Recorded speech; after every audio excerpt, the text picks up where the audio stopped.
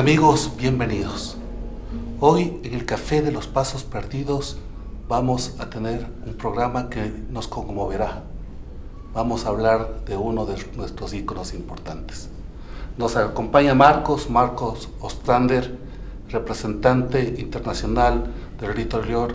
Qué gusto tenerte en Quito, Marcos. Bienvenido. Para mí es el placer, gracias. Siempre nos alegra el corazón tener esas presencias que han servido a la humanidad desde la masonería y desde otros espacios. Yo quisiera preguntarte lo que hacemos con todos nuestros invitados. ¿Quién es Marcos Ostrander? Cuéntanos algo de ti. Bueno, interesante. Nací en Río de Janeiro, Brasil. Soy carioca de nacimiento, de madre panameña y de padre norteamericano.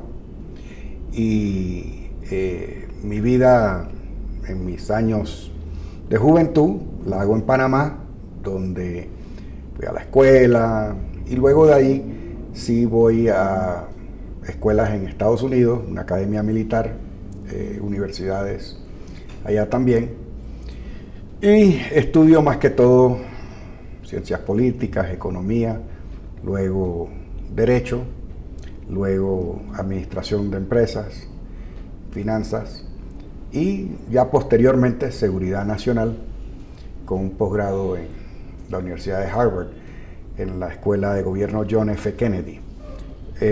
Y eso fue algo muy interesante, una experiencia ya de adulto, de profesional, y en el cual me tocó efectivamente entonces hacer esos estudios de seguridad nacional en Harvard, que fue una experiencia inolvidable por la calidad del programa y todo lo demás.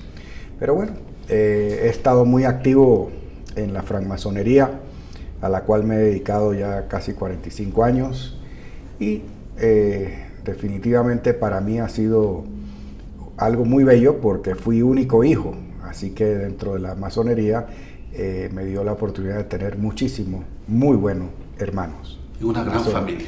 Así es, en todo el mundo. De la cual me siento orgulloso ser parte. Exactamente, que igualmente. Eloy Alfaro Delgado es para nosotros los ecuatorianos un ícono no solamente de libertad y quien postula en la práctica los ideales de la francmasonería, sino que es un ciudadano continental del mundo. Yo diría que su segunda patria fue Panamá. Y en Panamá desarrolló muchas circunstancias. Y tú por tu familia, no solamente por la historia, por tu familia, tienes nexos con Eloy Alfaro. Cuéntanos. Como no, con mucho gusto. Eloy Alfaro Delgado, el general Eloy Alfaro, como sabes, vivió en Panamá un buen rato. Se dedicó al negocio, obviamente, de los famosos sombreros que denominaban Panamá, que realmente eran hechos y fabricados en la ciudad donde nació. Montecristi. En Montecristi, exactamente. Así que él llega a Panamá joven, regresa y se la pasa casi, yo diría, entre Panamá y Ecuador. Y naturalmente se casa en Panamá con una señora de apellido Paredes, si mal no me recuerdo la memoria. Una señora muy bella, ella, y de la cual mi abuela Juanita, que nace en 1891, Juana Oller de Mulford, mi abuelita materna. Ella es una poetisa y autora, educadora panameña, muy famosa porque ella liderizó un gran club que fue el que le dio el arma combativa a las mujeres para conseguir el voto en Panamá. Es una lideresa importante, como sí. Aquí Matilde Hidalgo de Procel, que fue la primera ecuatoriana que votó. Exactamente, y ella siempre era una mujer muy política, y por eso el gobierno panameño de un liberal, casualmente, de Porras, la exila y ella se va a Colombia. a Cartagena a iniciar los kinders allá, porque esa era su especialidad, los párvulos, como se le decía en ese tiempo. Y allá conocí a mi abuelo, el doctor Ascanio Mulford, que es nieto del general Carl Ian Mulford, que fue el jefe de ingenieros del Libertador. Y en pago a sus servicios del Estado, se le dan unas tierras al lado del río Magdalena por una población que se llama Guamal o Mompox también. Y allá nace mi abuelo en una finca que se llama La Constancia, mi abuelo Ascanio. Y te tengo que contar todo esto porque todos ellos jugaron un papel sumamente importante en lo que te voy a contar sobre el general Eloy Alfaro. Sí, a mí me intriga, estoy esperando ver esos nexos invisibles. Sí, es que es interesante. Panamá es chiquita. La ciudad de Panamá, todo el mundo se conocía en 1900, ¿sabes? O sea, hace 120 años era una muy pequeña ciudad de muy pocos habitantes. El canal todavía no se empezaba a construir, el canal se empezó a construir en 1904. Así que toda esta época de Alfaro allá y de su negocio y todo lo demás, él era un hombre sumamente conocido, que se había casado con una dama de la sociedad panameña. O sea que él inmediatamente tuvo entrada a la sociedad panameña. Y sus hijos, su hijo mayor, creo, Colón Eloy Alfaro Paredes, es el joven que nace exactamente el año en que nace mi abuelita Juana Raquel Oller de Mulford. Entonces ellos eran contemporáneos y amigos. Y se veía mucho, y es más, los vi hasta, porque Colón murió ya en los años 50, si mal no me acuerdo yo, porque yo era un niño ya bastante grande, de 10 años, algo así, cuando él muere. Pero su hijo, Eloy Alfaro Puig, nieto del general Eloy Alfaro, se casa con una dama panameña también, Edna, y ellos tienen una familia muy bella y son sumamente íntimamente ligados con nosotros, porque el segundo hijo de Eloy Alfaro Puig, Fernando, va a West Point, porque es como una tradición familiar de los Alfaro ir a la Academia Militar de West Point, y a él es el que le toca ir. Y yo lo conozco como cadete, somos contemporáneos. Y efectivamente, pues, este nieto fue miembro de mi logia madre, Rosa América número 1, la más antigua en la jurisdicción de Panamá. Así que tuve la oportunidad de convivir muy de cerca con el nieto del general, el cual me explicó una gran serie de muchas cosas que tenía, y compartió conmigo libros, textos, manuscritos, ¿sabes?, que se mantienen en la familia. Una de las grandes preguntas que tiene la masonería ecuatoriana es ¿dónde se inició el faro? Y hay varias fuentes. En el libro Historia de la Independencia de América, se cita que se inició en la Logia Rosa. No en la Rosa América número 1, porque ella... Pero sí, fue una que existió, efectivamente. Estoy tratando de acordarme si se llamaba Estrella del Istmo o algo así. Estoy tratando de acordarme del nombre de la logia que se le atribuye, donde él efectivamente se inició. Pero yo nunca he visto nada, y no existe documento alguno, ¿verdad?, de esa historia. Y por ende le pregunté varias veces a Eloy, a su nieto, pero Eloy no estaba seguro. Nosotros aquí en un espacio que se construyó para la Asamblea Nacional que se le llama Ciudad Alfaro.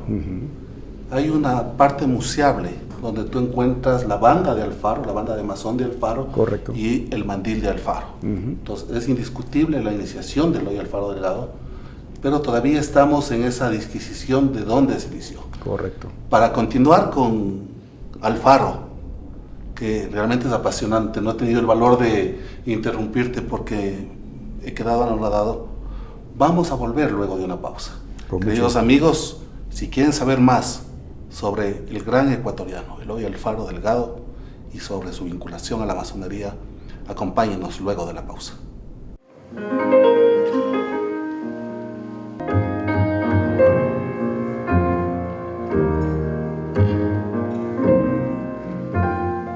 Yo admirado en este pequeño corte, hemos conversado con Marcos y él me ha narrado la dimensión continental de Alfaro, lo que representa para el mundo y cómo se le venera afuera. ¿Qué o quién es Eloy Alfaro a nivel continental y a nivel mundial, Marcos? Es una figura imponente, una figura histórica de la cual todos los ecuatorianos se deben sentir sumamente orgullosos, porque a pesar de que fue una figura política muy importante, y ustedes saben muy bien que la política tiene sus gustos y sus disgustos, la forma en que Eloy Alfaro se proyectó, se autoproyectó en la sociedad, no solamente nacional, sino internacional, fue de gran sabiduría y de gran magnitud. Algunos hitos de esa proyección de Alfaro, por ejemplo. Mira, cuando, por ejemplo, he tenido el placer de viajar a diferentes lugares del mundo, porque él no solamente es de América, es del mundo. El templo al que entres masónico, ahí hay un busto de Eloy Alfaro. Se le venera como un mártir de la francmasonería, como un mártir de los derechos humanos, de la ética y de la moral. Es difícil que fuera de Ecuador escuché algún comentario negativo de Alfaro. Y quería compartirte de que donde entres, sea una oficina pública de tipo militar, sea el Pentágono, sea lo que sea, hay un gran respeto para el general Eloy Alfaro. Y eso lo que me dices es súper interesante porque Alfaro tiene una posición antiimperialista. Sí, correcto. Y que tengamos en el imperio un retrato de Alfaro, es decir, Alfaro está más allá de su tiempo. Sí, totalmente. Totalmente. Creo que la forma en que él manejó ese deseo de libertad y de autonomía para los pueblos de América, que se pueden denominar antiimperialistas, pero él los manejó con mucha fraternidad, como buen masón.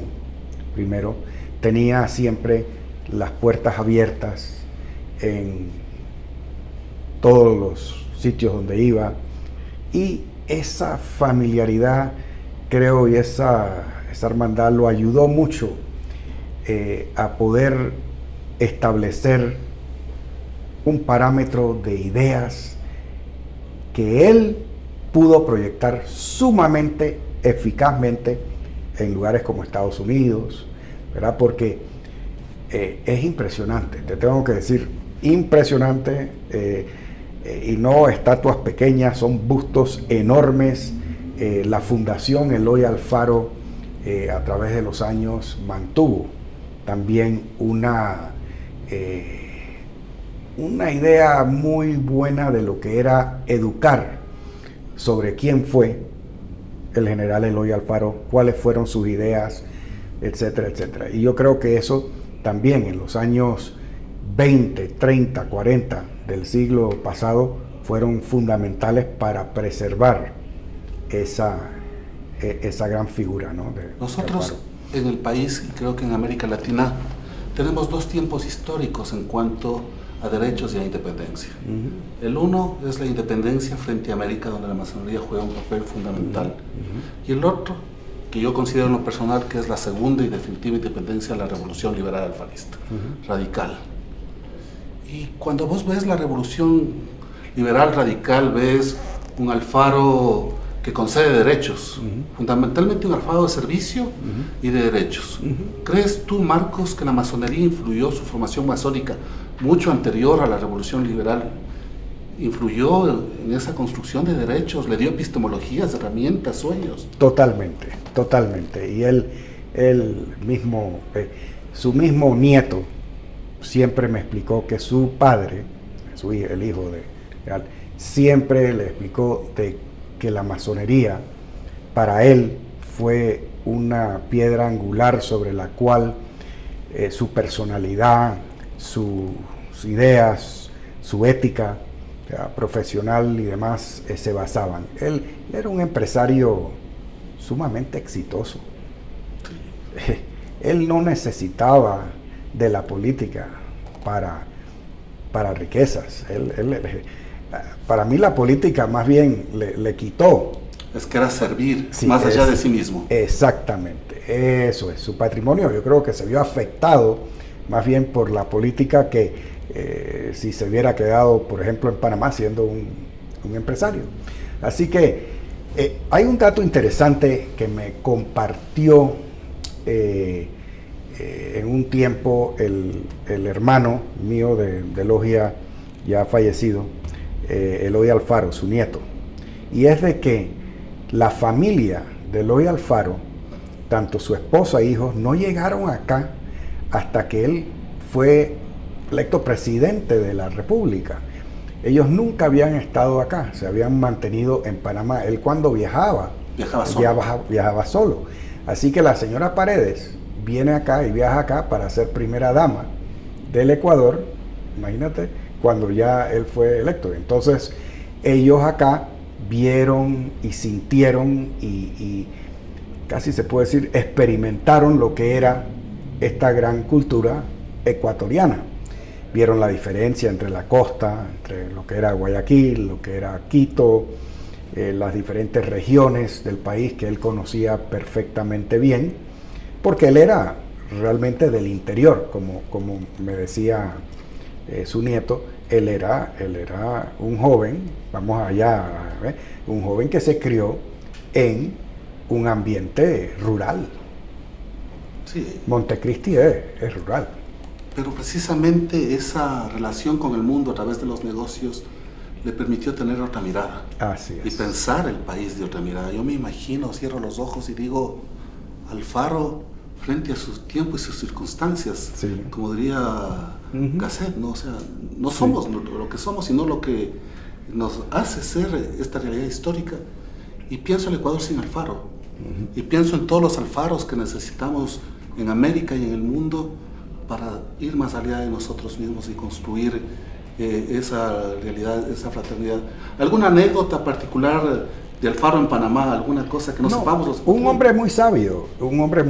Él siempre hubo esa tradición. A mí me parecía interesante. Mi hermano Eloy Alfaro Puig, el nieto, él fue a West Point, estudió, fíjate cómo venía esa tradición que dizque antiimperialista, pero al mismo tiempo él siempre pensaba que había que conocer y que conocer bien, por ejemplo, a un país tan fuerte, exitoso, imperialista, puede llamar lo que sea, Estados Unidos de América, y allá se educaron hijos, nietos, ¿sabes? Bisnietos, ¿sabes?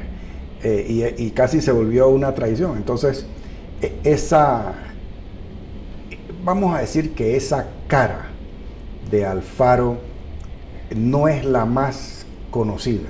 A Alfaro se le conoce más bien por su don de gentes, sus principios, hombre de principios claros, un hombre valiente, un hombre que siempre luchó por aquellos principios que él realmente creía en ellos. Él estaba claro como masón que todos somos iguales y que todos caminamos sobre el nivel. Y por eso es que creo que algunas la sociedad burguesa y demás no lo vio así, y quizás lo vio como un reto, como una amenaza, y bueno, ya sabemos en qué desembocan esas ignorancias, ¿no? Marcos, nosotros somos una masonería joven, la masonería equinoccial. Ustedes como gran logia levantaron columnas ya en toda la magnificencia de 1906. Así es. Antes ya existían un montón de logias. ¿Cómo no? Y en este celebrar 40 años, y aún siendo masonería joven, tenemos muchas historias que contar. Yo quisiera tu mensaje para la gran logia equinoccial, para los hermanos que la habitan y la sueñan. Bueno, les puedo decir de que cuando fui presidente de la CMI hace ya casi 20 años, traté bajo todos los medios posibles de apoyar a la gran logia equinoccial a llegar a una regularidad plena dentro de nuestra confederación masónica. Siempre he sabido, por el sabor de los hermanos acá, lo profundo, el buen trabajo masónico que se ha estado llevando aquí desde hace mucho tiempo. Sí, son jóvenes y de un reconocimiento ya en los últimos años, pero para mí, siempre aquí en Quito, la francmasonería ha estado muy bien representada por la GLEDE. Y para esta joven gran logia solo le tengo el mayor respeto, muchos amigos.